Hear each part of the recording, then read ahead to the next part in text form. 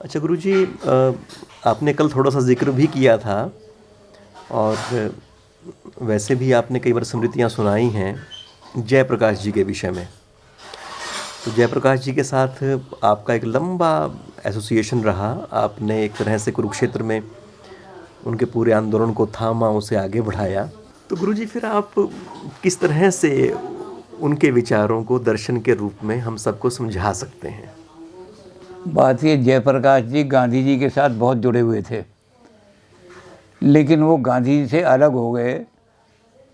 एक socialist group बना सन कांग्रेस के अंदर। वो सोशलिस्ट ग्रुप जो था वो, हालांकि प्रभाव तो गांधी जी के सर्वोदय का ही रहा, जयप्रकाश जी पर सर्वोदय का बहुत प्रभाव था। बहुत सारे लोग तो भावा की, विनोबा भावे की बजाय जयप्रकाश को सर्वोदय का वो मानते हैं कि सर्वोदय का आदमी जो है वो जयप्रकाश है। तो गांधीयन थिंकिंग से जयप्रकाश जी बड़े प्रभावित थे। तो इन्होंने एक सोसाइटी बनाई थी। उस सोसाइटी का नाम था people's union of civil liberties. मैं उसका शुरू से मेंबर रहा। राउत एवेन्यू पर उसका दफ्तर था। जो सिविल लिबर्टीज़ हैं आदमी की, उनको आप किसी तरह से भी कर्टेल नहीं कर सकते। जयप्रकाश जी कहते हैं कि man has born with certain fundamental rights and that is the right of life। इस लाइफ के राइट को आप कर्टेल नहीं कर सकते। इस पर अगर पुलिस कोई पाबंदियाँ लगाती, जेल में ठोक दिया, कुछ किया, तो हम उसके खिलाफ फाइट करेंगे। तो वो हमारी people union of civil liberties थी। जयप्रकाश जी जो थे, उन्होंने एक किताब लिखी। जयप्रकाश जी की किताबें जो अमेरिका से लिखी वो भी मेरे पास हैं, यहाँ जो लिखी वो भी मेरे पास हैं। तो जयप्रकाश जी ने एक किताब लिखी कि ये जो सारा हमारा वातावरण चल रहा है देश के अंदर, इसमें समाजवाद तो कहीं है ही नहीं, शोषण ही शोषण है सारा का सारा। जब हमने सर्वोदय लाना है तो हमें एक क्रांति करनी पड़ेगी, और वो क्रांति जो होगी वो टोटल रिवोल्यूशन होगा। यानी वो इकोनॉमिक रिवोल्यूशन भी होगा, वो पॉलिटिकल रिवॉल्यूशन भी होगा, वो मॉरल रिवॉल्यूशन भी होगा। खाली पॉलिटिकल रिवॉल्यूशन से देश नहीं सुधरेगा। देश के अंदर वो समाजवाद नहीं आएगा जिसको गांधी जी चाहते हैं सर्वोदय के नाम से। पॉलिटिकल आदमी जो है उसको नहीं ला सकेंगे। इसके लिए हमें मॉरल भी अपलिफ्ट करना पड़ेगा सोसाइटी का, और मॉरल अपलिफ्ट जो सरकार है उसके सरकार के द्वारा नहीं हो रहा। जयप्रकाश जी के जो शिष्य थे लोहिया जी, उन्होंने तो बहुत ही कटु शब्दों में आलोचना की नेहरू जी की थ्योरी की। नेहरू जी ने, उनका अखबार निकलता था लोहिया जी का, मैनकाइंड बड़ा पावरफुल अखबार था जिसमें सारा गांधीयन सोशलिज्म और जयप्रकाश का सोशलिज्म जिसके अंदर भरा होता था। वीएम तारकुंडे ने तो अपना जो चीफ जस्टिस थे बम्बई के, और अपना चीफ जस्टिस का पद छोड़ करके वो यूनियन ऑफ सिविल लिबर्टीज़ के प्रेसिडेंट बने, आखिर तक वही रहे। वीएम कुंडे से मेरा बहुत गहरा संबंध रहा। ज़रा सी भी कोई बात हुई और वीएम कुंडे को अगर कर दिया तो फ़ौरन उन्होंने कहा कि ये लीगल एक्शन लो सारा। तो मेरे पास विद्यार्थी परिषद का काम था अखिल भारतीय, जिसमें कई हज़ार विद्यार्थी सारे भारत में थे। तो जयप्रकाश जी ने एक किताब लिखी कि अगर ये क्रांति आएगी सारी की सारी तो यूथ के द्वारा ही आएगी। संसार के अंदर जितनी भी क्रांति आई हैं उसमें पॉलिटिकल क्रांति नहीं है, बल्कि मॉरल क्रांति भी यूथ ही लाया है। जयप्रकाश जी की जब किताब पढ़ेंगे यूथ के लिए संदेश, भारत के युवाओं के लिए संदेश, तो उन्होंने कहा कि जब ब्राह्मणवाद बहुत ही शोषण करता हो गया और ब्राह्मणवाद छा गया सारे समाज के ऊपर, तब 32 साल की उम्र में रिवॉल्यूशन का शंख बजाया भगवान बुद्ध ने। उस समय क्या उम्र थी? 32 साल की उम्र थी। और उन्होंने आकर के जो भगवान, जो ब्राह्मणों का गढ़ था काशी के पास सारनाथ है, पहला भाषण सारनाथ में दिया, जहाँ उन्होंने ब्राह्मणवाद का बहुत खंडन किया।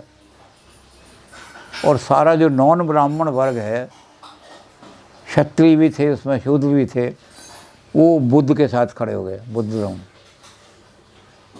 तो क्रांति, मॉरल क्रांति वहाँ से आई शुरू। और जब वो मॉरल क्रांति आई तो उसका असर ये हुआ कि ब्राह्मणों को अपना रवैया बदलना पड़ा, सोशल क्रांति आ गई। क्रिश्चियन में क्रांति आई। तो ईसा मसीह की क्या एज थी? ईसा मसीह जो थे वो छोटी एज के थे। अब वो क्या कर रहे हैं कि यहोवा के मंदिर में जब पूजा हो रही है तो एक ही कबूतर को बलिदान करने के लिए जाते हैं, तो उसको बलि नहीं देते कबूतर के, वो यहोवा से उसको टच कराते हैं और उस कबूतर को बाहर ले आते हैं, उस कबूतर को फिर बेच देते हैं अगले आदमी को। तो जब ईसा मसीह का नंबर आया तो ईसा मसीह ने थाली फेंक दी। उन्होंने कहा मैं झूठा कबूतर बलिदान नहीं करूँगा, एक बार झूठा हो गया ये, यहोवा ने झूठा कर लिया, इसको फ्रेश कबूतर लाओ। तो जीव सारे नाराज़ हो गए हमारे देवता का।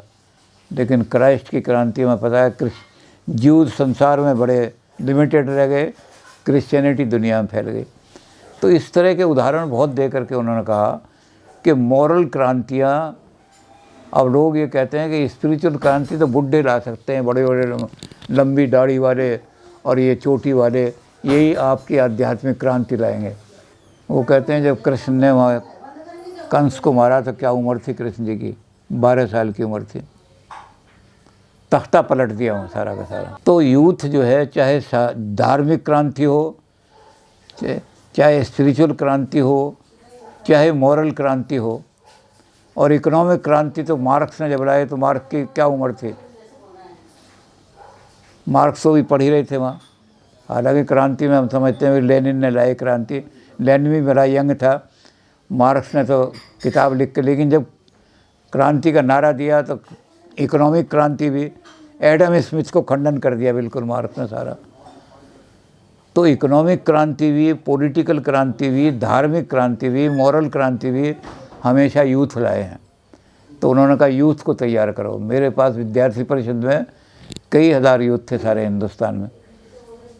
हम वो जयप्रकाश जी की बातें और विवेकानंद की बातें, विवेकानंद भी to the youth of India, बहुत अच्छी किताब है, उन्होंने युवाओं के लिए लिखी है। हम दोनों किताबों को मिला करके और सारे हिंदुस्तान के यूथ को, क्योंकि हम अखिल भारतीय विद्यार्थी परिषद के अखिल भारतीय उपाध्यक्ष थे, तो जयप्रकाश जी के दफ्तर में हम बैठते थे। जयप्रकाश जी इस चीज़ से बड़े प्रसन्न होते थे कि हम यूथ को जयप्रकाश जी का संदेश पहुंचा रहे हैं, चाहे हम पहुंचा रहे हैं विद्यार्थी परिषद के माध्यम से। जयप्रकाश की कोई बड़ी संस्था नहीं थी, थॉट जयप्रकाश के बहुत ज़्यादा रहे, एनलाइटेंड थॉट रहे टोटल रिवॉल्यूशन के, लेकिन कोई संस्था बड़ी खड़ी नहीं कर सके। संस्था हमारी थी यूथ की, विद्यार्थी परिषद सबसे बड़ी यूथ की संस्था थी। तो जब जयप्रकाश जी ने, जब इंदिरा गांधी ने ये काम किया, तो ये क्रांति लाने के लिए जयप्रकाश जी ने नारा दिया। और जयप्रकाश जी ने कहा कि धर्म का बीज बोया था कुरु ने, इसलिए धर्म का अगर कोई लड़ाई करनी है धर्म की, तो कुरुक्षेत्र से शुरू करूँगा मैं। वहाँ राजनीतिक के साथ साथ मॉरल क्रांति भी आएगी। पॉलिटिकल क्रांति जो खड़ी होगी वो मॉरल बेसिस पे खड़ी होगी। तो ऐसी हालत में जयप्रकाश जी ने नारा दिया कि ये नहीं चलेगा, डिक्टेटरशिप नहीं चलेगी सारी।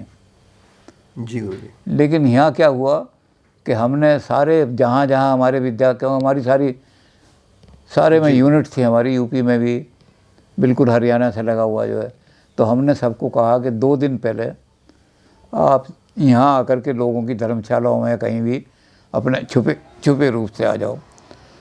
तो वो लोग वहाँ आ गए और आकर के जिस दिन वो इतनी बड़ी रैली उसकी हुई कि बंसीलाल जी देख करके कांप गए कि इतने लोग कहाँ से आ गए।